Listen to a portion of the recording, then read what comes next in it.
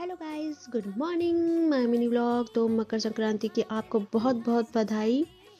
और इतने में मेरे हस्बैंड जी आ गए थे घर और मैंने अपनी बेटी को नहला के कर दिया था तैयार और हमारे घर में सब नहा गए थे। आज के दिन सबको नहाना बहुत ज़रूरी होता है, ऐसा माना जाता है, बुजुर्गों का कहना है।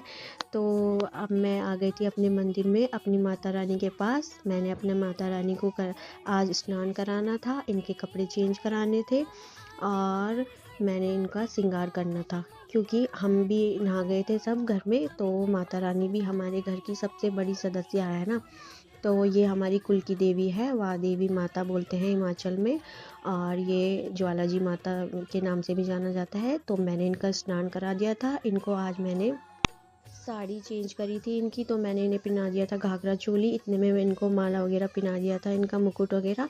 अब मैंने इनको चूड़ी बिंदी जो भी श्रृंगार होता है सब कर दिया था माता रानी का। और ये देखिए मैंने झाड़ू पोछा भी कर दिया था। और अब देखिए धूप कितनी मस्त थी ना आज, खिली खिली। तो मतलब नहाने का तो मज़ा ही आ गया था आज। और इतने में आ गई थी मेरी ननद रितु। तो अब देखिए मैंने यहाँ पे क्लीन कर दिया था। अब भोलेनाथ भगवान जी के यहाँ पे मैंने क्लीन नहीं किया था, तो मैं यहाँ पे भी क्लीन कर रही थी। आज देखिए कितने सारे कपड़े हैं हमारे धोए थे क्योंकि सब नहाए थे तो सबके कपड़े थे।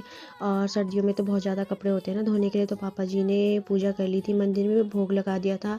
जो खिचड़ी होती है वो मंदिर में चढ़ा दी थी माता रानी को। और फिर मैं गाय को देने के लिए आ गई थी खिचड़ी। और पापा जी ने एक डॉगी को दिया था, एक पितृ देवता को देते हैं और एक गाय को देते हैं। पापा जी प्रसाद बांट रहे थे और डॉगी ने भी खा लिया था। फिर बच्चों को दे दी थी हमने खिचड़ी। और ये बनाई थी हमने बहुत सारी खिचड़ी, घी और दूध दिया था सबको। हस्बैंड जी को भी मैं दे दिया था खिचड़ी। और यहाँ पे आ गए थे हमारे गेस्ट, तो आज के दिन तो सबको खिचड़ी देनी बनती है। तो हमने खिचड़ी दी थी। इतने में आ गई थी मेरी ननंद। जेठाऊ जी आ गई थी मेरी, और जेठाऊ जी अपने के लिए हरी सब्जी तोड़ रही थी क्यारियों से। तो मेरे हस्बैंड जी यहाँ पे धूप सेक रहे थे तो मैं भी आ गई थी यहाँ पे। और फिर देखिए मेरी जेठाऊ जी यहाँ पे खिचड़ी खा रही थी।